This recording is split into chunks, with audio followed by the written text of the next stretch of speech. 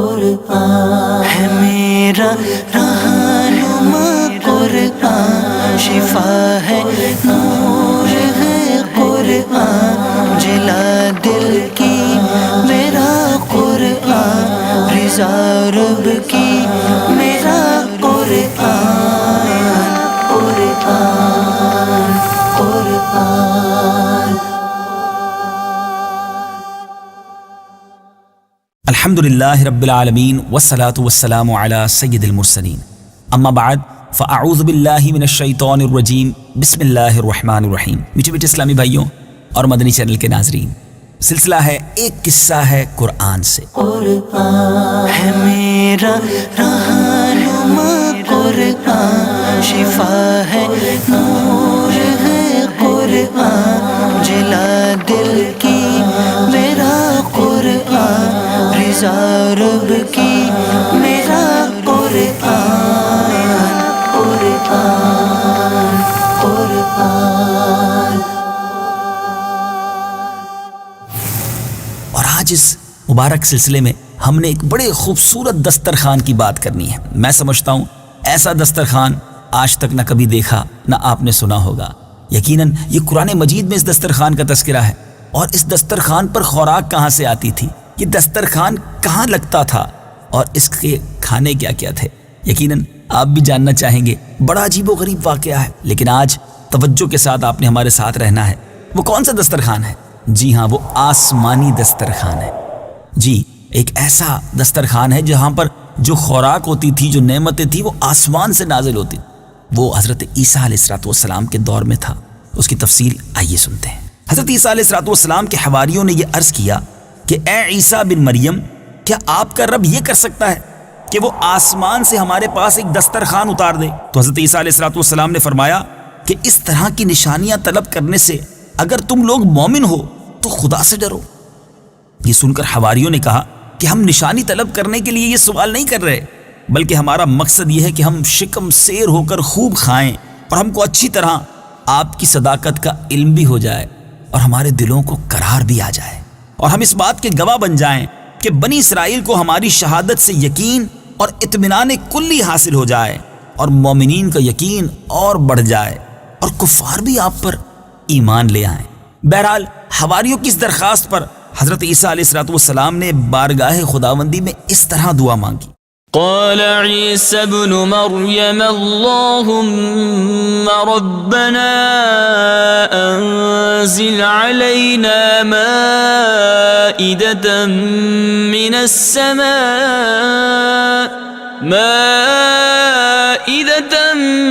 السماء تكون لنا عيدا لأولنا وآخرنا وآية منك وارزقنا وأنت خير الرازقين۔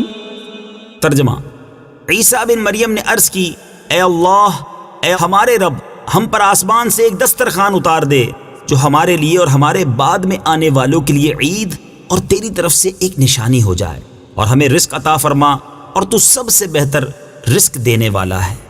حضرت عیسیٰ علیہ السلام کی دعا پر اللہ تعالیٰ نے فرمایا کہ دسترخوان تو اتار دوں گا، لیکن اس کے بعد بنی اسرائیل میں سے جو کفر کرے گا میں اس کو ایسا عذاب دوں گا کہ تمام جہان والوں میں سے کسی کو ایسا عذاب نہیں دوں گا۔ چنانچہ اللہ تعالیٰ کے حکم سے چند فرشتے ایک دسترخوان لے کر آسمان سے اترے، جس میں 7 مچھلیاں اور 7 روٹیاں تھیں۔ حضرت ابن عباس رضی اللہ تعالیٰ عنہما سے روایت ہے کہ فرشتے دسترخوان میں روٹی اور گوشت لے کر آسمان سے زمین پر نازل ہوئے، اور بعض روایتوں میں یہ بھی آیا ہے کہ تلی ہوئی ایک بہت بڑی مچھلی تھی جس میں کانٹا نہیں تھا، اور اس میں سے روغن ٹپک رہا تھا، اور اس کے سر کے پاس نمک اور دم کے پاس سرکہ تھا، اور اس کے ارد گرد قسم قسم کی سبزیاں تھیں، اور 5 روٹیاں تھیں، ایک روٹی کے اوپر روغن زیتون، دوسری پر شہد، تیسری پر گھی، چوتھی پر پنیر، 5ویں پر گوشت کی بوٹیاں تھیں۔ دسترخوان کے ان سامانوں کو دیکھ کر حضرت عیسیٰ علیہ السلام کے ایک حواری یعنی آپ کے ایک ساتھی شمعون نے کہا کہ جو تمام حواریوں کا، تمام ساتھیوں کا سردار تھا، کہ اے روح اللہ، یہ دسترخوان دنیا کے کھانوں میں سے ہے یا آخرت کے؟ تو آپ نے فرمایا کہ یہ نہ تو دنیا کے کھانوں میں سے ہے نہ آخرت کے، بلکہ اللہ تعالیٰ نے اپنی قدرت کاملہ سے تمہارے لیے اس کھانے کو ابھی ابھی ایجاد فرما کر بھیجا ہے۔ پھر حضرت عیسیٰ علیہ السلام نے بنی اسرائیل کو حکم دیا کہ خوب شکم سیر ہو کر کھاؤ، اور خبردار اس میں کسی قسم کی خیانت نہ کرنا، اور کل کے لیے ذخیرہ بنا کر نہ رکھنا۔ مگر بنی اسرائیل نے اس میں بھی خیانت کر ڈالی اور کل کے لیے ذخیرہ بھی رکھ لیا۔ اس نافرمانی کی وجہ سے اللہ تعالیٰ کا ان لوگوں پر یہ عذاب آیا کہ یہ لوگ رات کو سوئے تو اچھے خاصے تھے، مگر صبح کو اٹھے تو مسخ ہو کر کچھ خنزیر اور کچھ بندر بن گئے۔ پھر حضرت عیسیٰ علیہ السلام نے ان لوگوں کی موت کے لیے دعا مانگی تو تیسرے دن یہ لوگ مر کر دنیا سے نیست و نابود ہو گئے، اور کسی کو یہ بھی نہیں معلوم ہوا کہ ان کی لاشوں کو زمین نگل گئی یا اللہ نے ان کو کیا کر دیا۔ اللہ تعالیٰ نے اس عجیب اور عظیم الشان واقعے کا تذکرہ قرآن مجید کی سورہ مائدہ میں فرمایا ہے۔ آئیے اس واقعے کو سنتے ہیں۔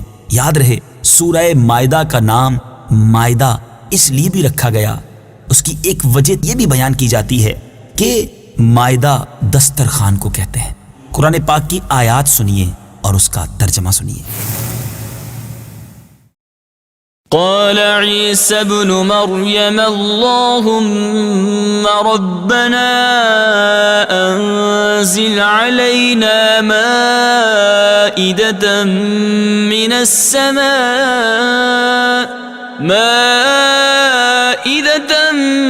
السماء تكون لنا عيدا لأولنا وآخرنا وآية منك وارزقنا وأنت خير الرازقين۔ ترجمہ: عیسیٰ بن مریم نے عرض کی، اے اللہ، اے ہمارے رب، ہم پر آسمان سے ایک دسترخوان اتار دے جو ہمارے لیے اور ہمارے بعد میں آنے والوں کے لیے عید اور تیری طرف سے ایک نشانی ہو جائے، اور ہمیں رزق عطا فرما، اور تو سب سے بہتر رزق دینے والا ہے۔ قال الله إني منزلها عليكم فمن يكفر بعد منكم فإني أعذبه عذابا لا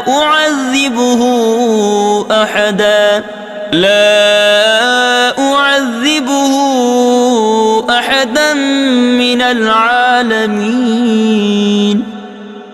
ترجمہ: اللہ نے فرمایا، بے شک میں وہ تم پر اتارتا ہوں، پھر اس کے بعد جو تم میں سے کفر کرے گا تو بے شک میں اسے وہ عذاب دوں گا کہ سارے جہان میں کسی کو نہ دوں گا۔ میٹھے میٹھے اسلامی بھائیوں، اس عجیب و غریب آسمانی دسترخوان کا واقعہ آپ نے سنا، لیکن اس واقعے کو سننے کے بعد ہمیں درس کیا ملتا ہے؟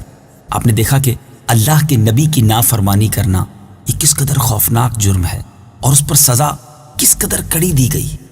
اے میٹھے اسلامی بھائیوں، ہم بھی کسی نبی کی امتی ہیں، ہمارے آقا علیہ الصلوۃ والسلام کے بہت سارے فرامین ہم تک پہنچے ہیں، ہمیں بھی اپنے آقا علیہ الصلوۃ والسلام کے ان فرامین پر، ان احکام پر عمل کرنا ہے۔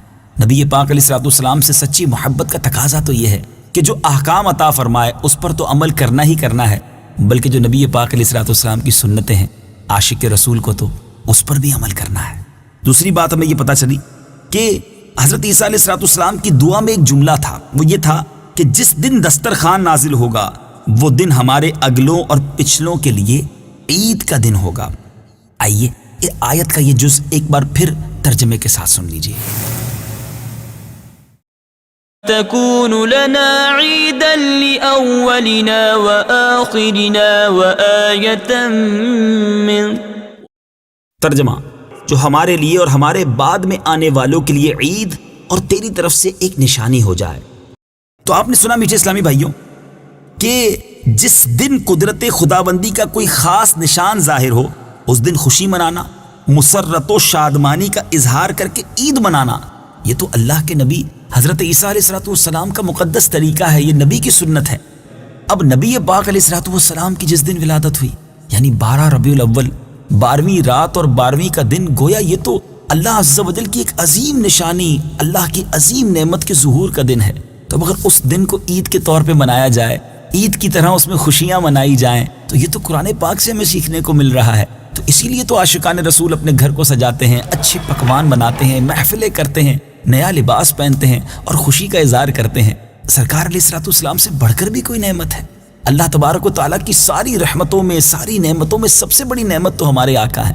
تو پھر کیوں نہ دنیا بھر میں عاشقان رسول نبی پاک علیہ الصلوۃ والسلام کی ولادت کو عید میلاد النبی کہیں؟ تو یقیناً اس میں کوئی حرج نہیں۔ اور آج کے اس واقعے سے جہاں بہت کچھ سیکھنے کو ملا، وہاں یہ بھی سیکھنے کو ملا کہ اللہ تبارک و تعالیٰ کی جب کوئی نعمت عطا کی جائے، اللہ کی طرف سے کوئی رحمت نازل ہو، تو اس دن کی خوشی منانا یہ حضرت عیسیٰ علیہ الصلوۃ والسلام کا طریقہ اور ہمارے پیارے قرآن کی تعلیمات ہیں۔ بہرحال قرآن مجید کی یہی تو شان ہے کہ پڑھتے جائیں، سمجھتے جائیں اور فیضان قرآن لوٹتے جائیں اور اپنی زندگی کو صحیح طریقے سے گزارتے چلے جائیں۔ انہی نیتوں کے ساتھ یہ سلسلہ لے کر حاضر ہوتے ہیں۔ مدنی چینل دیکھتے رہیے، اگلے سلسلے میں انشاءاللہ ایک اور قرآنی واقعہ ہوگا، کچھ اور درس کے مدنی پھول ہوں گے اور فیضان قرآن کو لوٹیں گے۔ اللہ تعالیٰ مجھے بھی آپ کو بھی قرآن پاک سے سچی محبت عطا فرمائے۔ صلو علی الحبیب صلی اللہ تعالی علی محمد صلی اللہ علیہ وسلم۔ قرآن ہے میرا رہنما، قرآن شفا ہے، نور ہے قرآن، جلا دل کی میرا قرآن، رضا رب کی